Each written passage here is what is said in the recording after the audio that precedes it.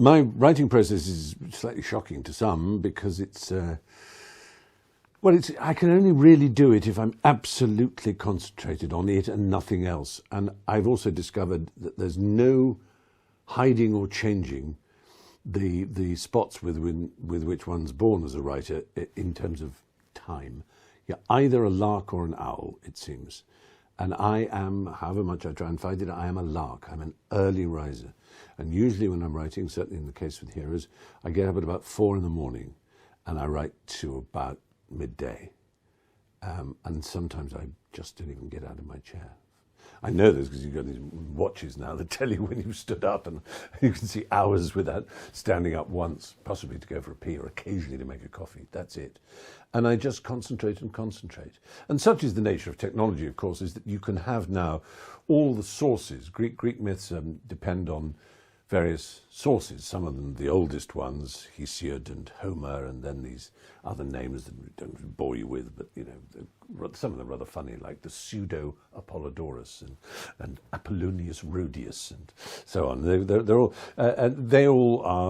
They obviously weren't contemporary to the Greek myths, but they were the oldest sources, and they're what we rely on for various versions. And there are lots of different versions, of course, in the same way that the versions of the life of Christ, say, are different according to the 4 different Gospels. So I have my equivalent of the 4 Gospels, which is 4 of the biggest sources of Greek myth, and I look at those, plus there are dictionaries of classical mythology and other such things, and a great resource online called Theoi, which is the Greek for the gods, theoi.com, which is full of information and transcripts of the original sources translated into English, as well as versions of the playwrights like Euripides and so on, who told many of the mythic stories. So I have all those, and they're all available in different sort of windows on the computer, and then I have my writing one in the middle. For those who really love these sort of details of process, and a lot of people do. It's one of the funny things about being a writer. People at literary festivals always want to know what time you get up, whether you write out in rough or with a pencil first, and what word process you use. And as I can say, I use one called, very appropriately, Ulysses, who was, of course, a Greek character, Odysseus, also known as Ulysses. And that's the writing software I use. And essentially, and I suppose I would say this to anybody who would ever try to write, you just have to throw words at it until you've got. In the same way, let's suppose you were to do a sculpture.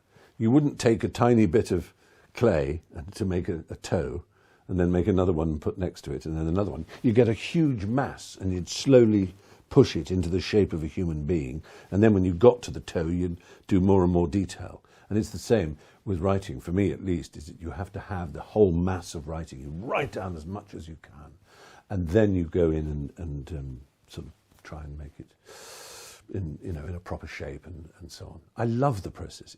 It is exhausting because it's weeks and weeks and weeks. Really, it's very hard for my husband. He gets used to it by now. He knows how I work and sort of tiptoes around during those periods. But it does mean by midday I'm free.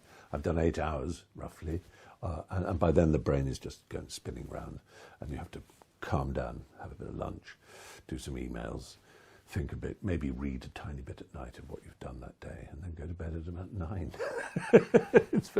It's a very strange way of living, but when it's over, it's fantastic. You're finally free.